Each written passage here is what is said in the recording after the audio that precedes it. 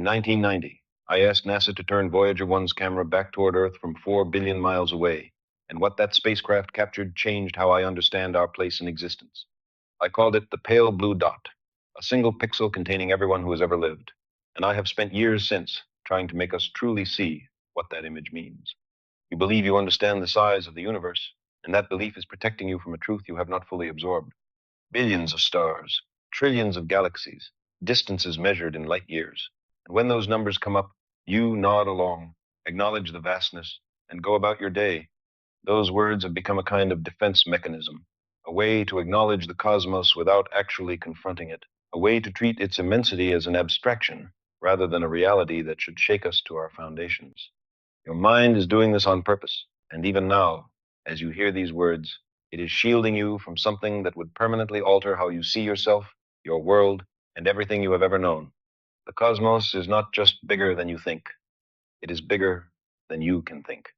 And yet, with patience and imagination, we can begin to approach this truth by wading a little way out from the shore. And that is when everything changes. Consider the Earth, this planet you live on, a sphere of rock and metal and water spinning through space. You have seen the photographs, the ones NASA's Apollo astronauts brought back, the blue marble hanging in the darkness, looking so substantial and complete, a world unto itself. That is where the first cosmic truth must confront you directly. Because in cosmic terms, the Earth is not a world, but a mote, a speck, a grain of sand on an infinite beach. The surface of the Earth is the shore of the cosmic ocean, and on this shore, we have learned most of what we know. I explored this idea in my television series Cosmos, which I created with Ann Druyan and Stephen Soder, because I wanted to show that recently we have waded a little way out, maybe ankle deep, and the water seems inviting because some part of our being knows this is where we came from, which means we long to return. The cosmic ocean extends far beyond our small sandy beach. But to begin to understand how far, we must first reckon with distance. And distance in the cosmos requires a new kind of thinking altogether. Familiar units like meters and miles make little sense when measuring the cosmos, and we would be trying to measure the ocean with a teaspoon if we used them. We measure distance with the speed of light instead, that ultimate cosmic speed limit that Einstein revealed to us. And in 1 second, a beam of light travels 186,000 miles, which is nearly 300,000 kilometers, or 7 times around the Earth. Light moves so fast that on human scales it appears instantaneous, and when you flip a switch, the room seems to fill with light immediately. But light does travel at a finite speed. 8 minutes is how long it takes light to journey from the sun to the Earth, which means when you look at the sun, you are seeing it as it existed 8 minutes ago. The sun could have vanished, and for 8 minutes, we would not know, because we would be looking at a ghost. A childhood memory might help make this concrete. On a summer night when you were young, you looked up at the stars, and someone told you the stars were suns like our own, just very far away. That moment, when the scale of the universe suddenly opened up, carried a kind of religious experience, a magnificence and grandeur that, once glimpsed, never leaves you. A similar moment from my own childhood in Brooklyn stays with me still, when I was perhaps 5 years old, and my parents took me to the 1939 World's Fair. Calculating the distance to the stars was beyond my abilities, but if the stars were suns, they had to be very far away, farther than my street, farther than Manhattan, farther probably than New Jersey, and that meant the cosmos was much bigger than I had guessed.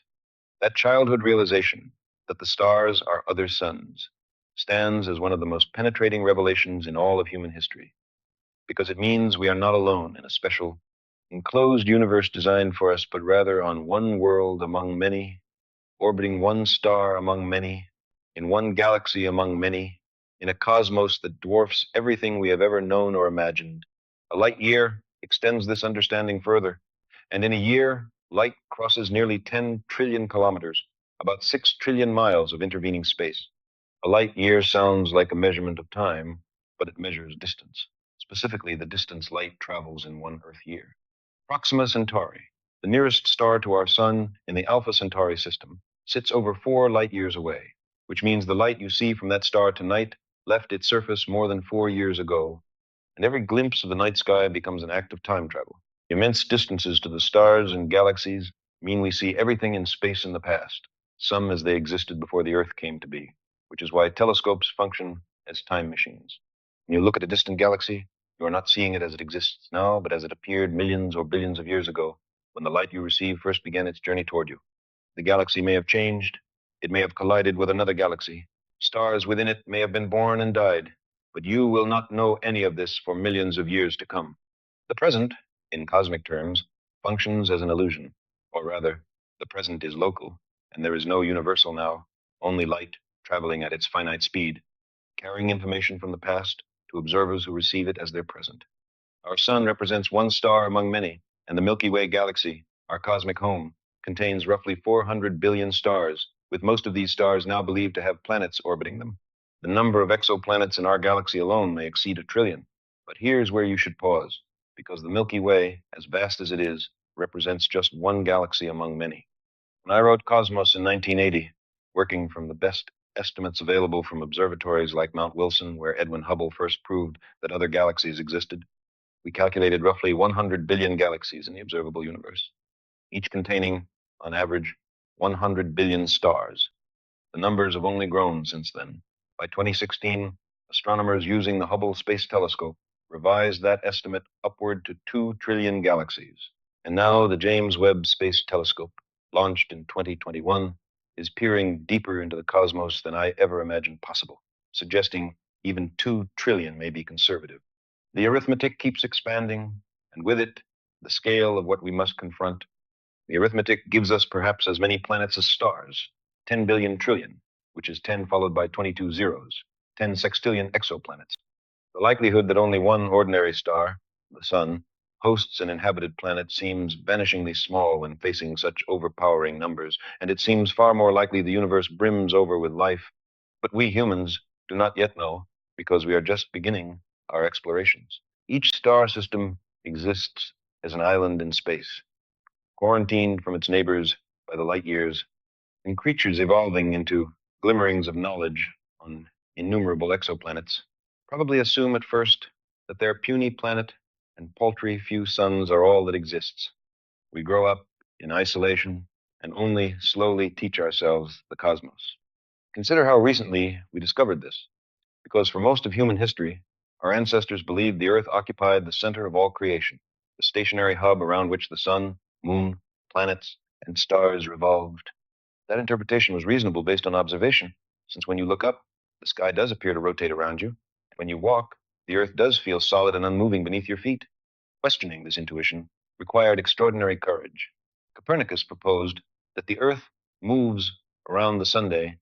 Galileo turned his telescope toward the heavens and discovered Jupiter had moons of its own, other worlds, orbiting another planet.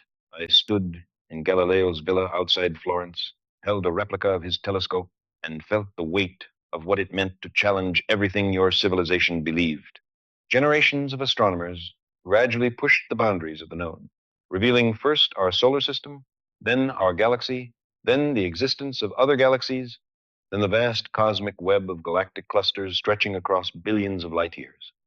Every step humiliated human pride by telling us we were smaller, less central, less special than we had believed. And every discovery also represented a triumph, a demonstration of the power of human reason to transcend the limits of our senses and reveal the true nature of the cosmos.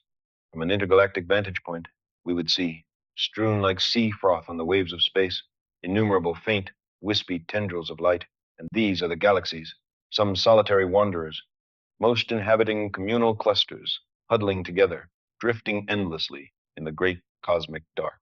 8 billion light years from Earth marks the halfway point to the edge of the known universe, roughly where the Hubble Deep Field images captured light from galaxies forming when the cosmos was young. And at this distance, we cannot detect even the cluster in which our Milky Way galaxy sits embedded, much less the sun or the Earth. Our entire cosmic neighborhood has vanished into the general glow of hundreds of billions of galaxies. The scale of that disappearance should stagger you. Everything you have ever known, everyone who has ever lived, every nation, every war, every love story and tragedy, all of it contained on a tiny speck that, from just halfway across the observable universe, has become invisible, swallowed by the sheer immensity of space. An even stranger truth about the size of the universe confronts us here, because when we speak of the observable universe, we are not speaking of the entire cosmos, but only the portion from which light has had time to reach us since the beginning. 13.8 billion years marks the approximate age of the universe, a number refined by observations of the cosmic microwave background radiation, the afterglow of the Big Bang itself, and light travels at a finite speed, which means we can only observe objects whose light has had time to reach us during those 13.8 billion years. Beyond this cosmic horizon, vastly more may exist, galaxies and stars and worlds whose light is still traveling toward us, or whose light will never reach us, because the universe expands faster than light can traverse it. The observable universe forms a sphere centered on us, not because we occupy a special position, but because our observations are limited by the speed of light and the age of the cosmos. Any other observer, anywhere in the universe, would have their own observable sphere, overlapping with ours in some regions, extending beyond it in others. We exist within a kind of cosmic bubble, and we do not know how far the cosmos extends beyond its boundary. Infinity remains possible. Galaxies beyond count may fill that space. More stars than grains of sand on all the beaches of Earth, extending outward forever. Size alone does not capture the full strangeness of our situation, because we must also reckon with time, and time in the cosmos proves even more difficult to comprehend than space. I developed a way of thinking about this that I call the cosmic calendar, which I first described in my book, The Dragons of Eden, for which I received the Pulitzer Prize. Imagine compressing the entire history of the universe, from the Big Bang to this present moment, into a single year. The universe begins at midnight on January 1, and we exist at midnight on December 31. On this scale, each month represents a little over a billion years. Each day represents about 40 million years, and each second represents about 438 years of cosmic history. Our Milky Way galaxy, formed sometime around March, our sun and solar system coalesced from a cloud of gas and dust in late August or early September, about 5 months after the Big Bang on this cosmic scale. But still, only the beginning of autumn. The first primitive cells appeared around September 21, and for 2 cosmic months, life remained single-celled. The Cambrian explosion, when complex multicellular life suddenly diversified, did not occur until December 17, and the dinosaurs appeared on Christmas Eve and went extinct on December 29. Our entire species has existed for only the last few seconds of December 31, and all of recorded human history, every empire, every war, every work of art, every scientific discovery, occupies only the last second of the last day of the cosmic year. The ancient temple complex at Göbekli Tepe, the oldest known monument built by humans, appears in the final half second. The Egyptian pyramids rise in the last quarter second. Everything you learned in history class happened in the time it takes to blink. Place all of human history on a football field, and it would occupy an area the size of your hand. The cosmos evolved for billions of years before we arrived. For the vast majority of cosmic time, no humans witnessed it. Stars formed and died, galaxies collided, planets were born and destroyed, all of it happening in the cosmic darkness, with no one watching, no one wondering. And then, in the last cosmic second, on one small world, matter organized itself into beings who could look back at all that history and ask what it means, where it came from, whether we are alone. The size and age of the cosmos lie beyond ordinary human understanding. Lost somewhere between immensity and eternity is our tiny planetary home.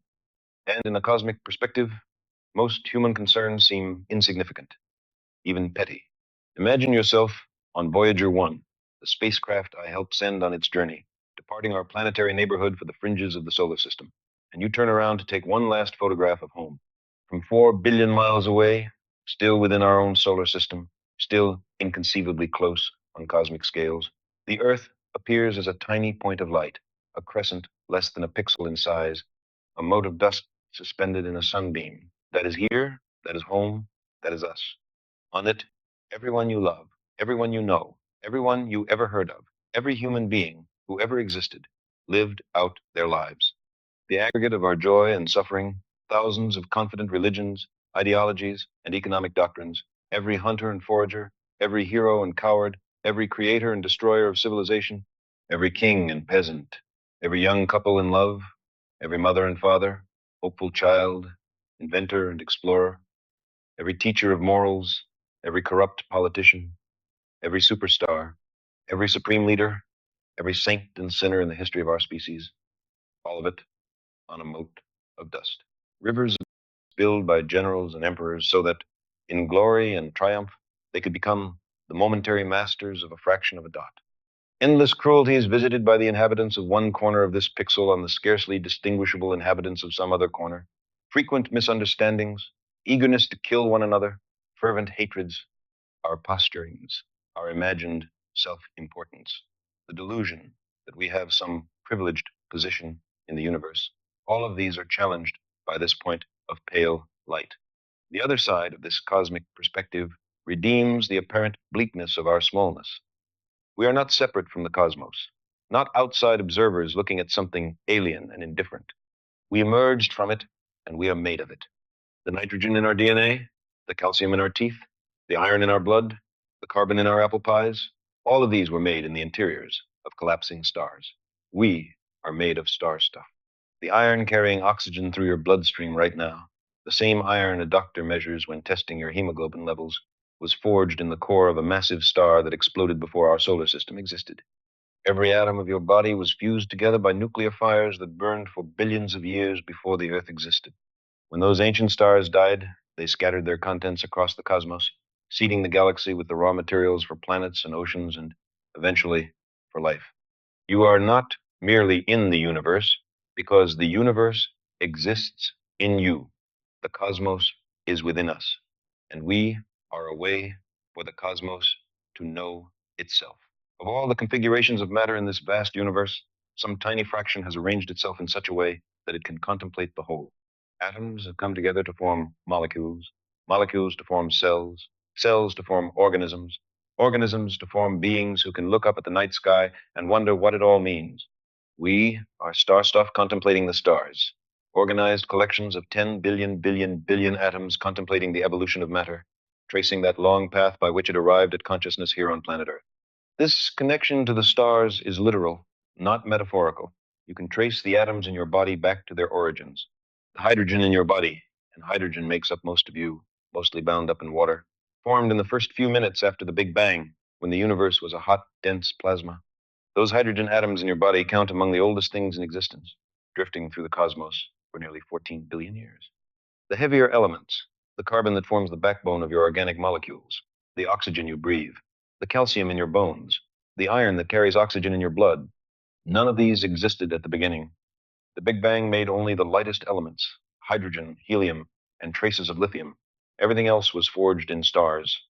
Inside a star like our sun, hydrogen fuses into helium, releasing the energy that makes stars shine. But in more massive stars, the process continues. Helium fuses into carbon, carbon fuses into oxygen, oxygen into silicon, silicon into iron. And each stage releases energy while building heavier elements. When those massive stars die, they explode as supernovae and scatter their contents across space. The carbon, the oxygen, the nitrogen, the iron, seeding the galaxy with the raw materials for planets and oceans and eventually for you.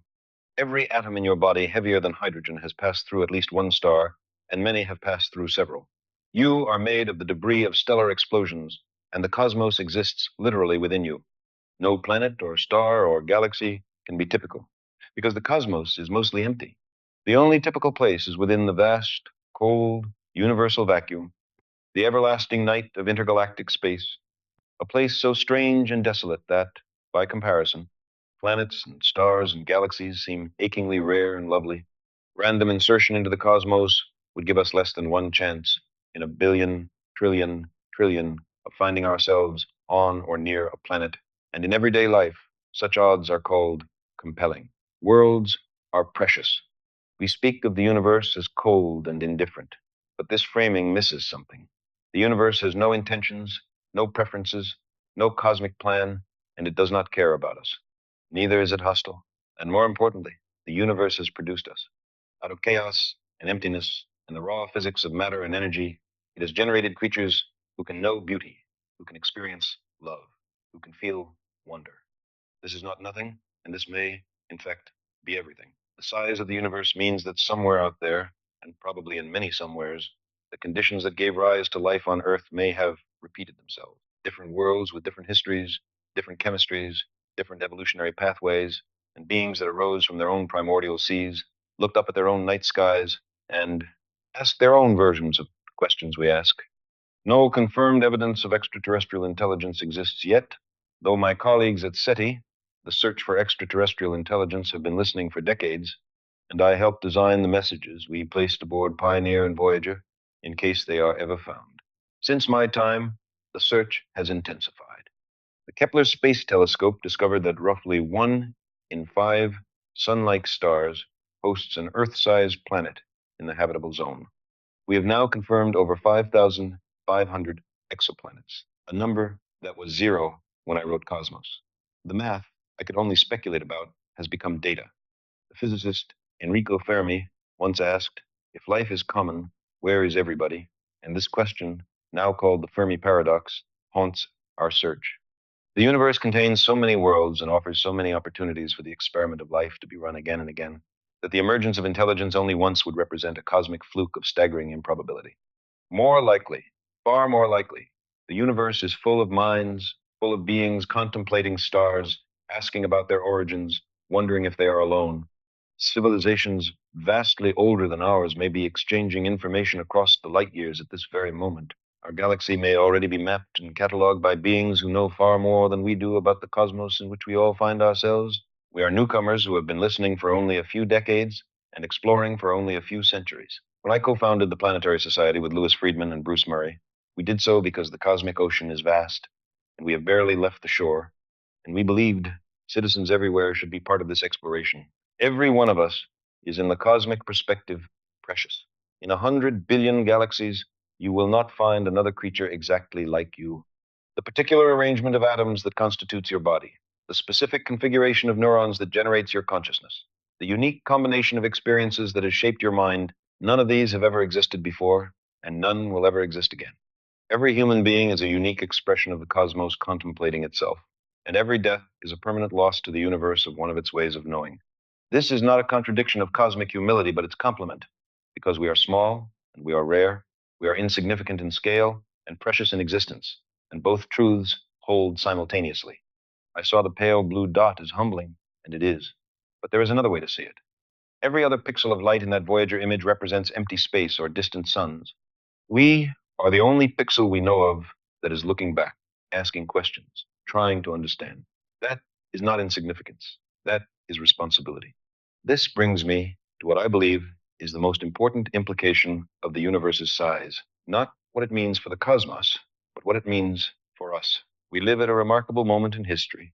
For the first time, we have the tools to investigate the cosmos seriously. We can launch spacecraft beyond our solar system, detect planets around distant stars, listen for signals from other civilizations, and ask, with some hope of answering, whether life exists elsewhere in the universe. Our species is young and curious and brave and shows much promise. In the last few millennia, we have made the most astonishing and unexpected discoveries about the cosmos and our place within it, explorations that are exhilarating to consider. They remind us that humans have evolved to wonder, that understanding is a joy, that knowledge is prerequisite to survival. Our future depends on how well we know this cosmos in which we float like a mote of dust in the morning sky. The cosmos is full of elegant truths, exquisite interrelationships, and the subtle machinery of awe. When we examine the universe, we find it is not chaos and not arbitrary, but operates according to natural laws that we can discover and understand. The same physics that governs the fall of an apple governs the motion of galaxies, and the same chemistry that produces the flame of a candle produces the fire of stars. This is not obvious, and it did not have to be this way. The universe could have been chaotic, random, incomprehensible. Instead, it follows patterns, and we, these collections of atoms that briefly contemplate the cosmos, have the capacity to recognize those patterns, to write them down as mathematics, to use them to predict the future and explain the past. An astonishing gift, an improbable blessing. Responsibility comes with this understanding. If we are the only creatures in this corner of the galaxy who can ask questions about the cosmos, then the cosmos depends on us to ask them.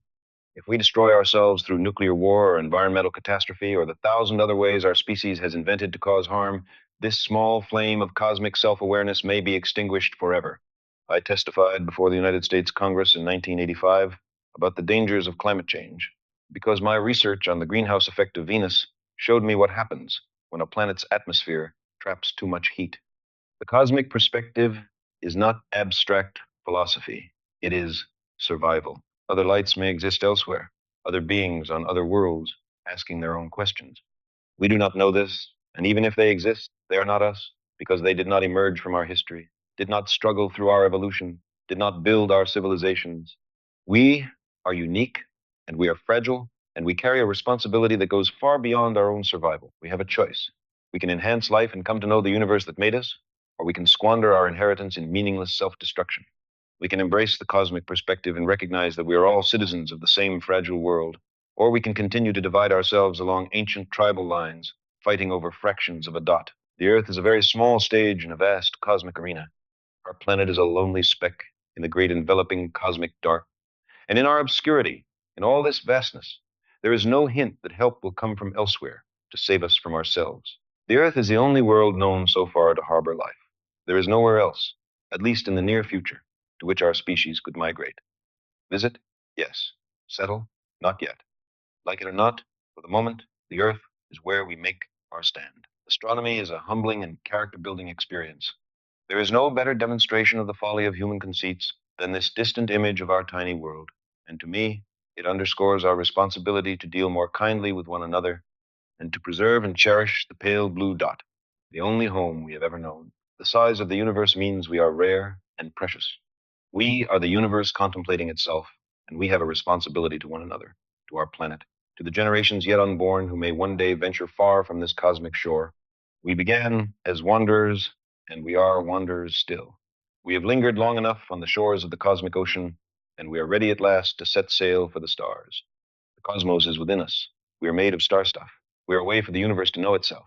And knowing this, truly knowing it, not as an abstraction, but as a felt reality, changes everything.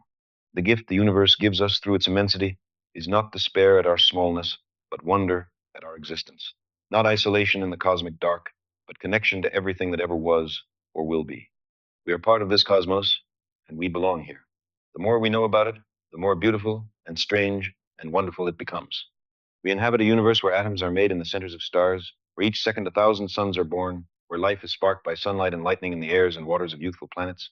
A universe where the raw material for biological evolution is sometimes made by the explosion of a star halfway across the Milky Way. A universe where a thing as beautiful as a galaxy forms 100 billion times.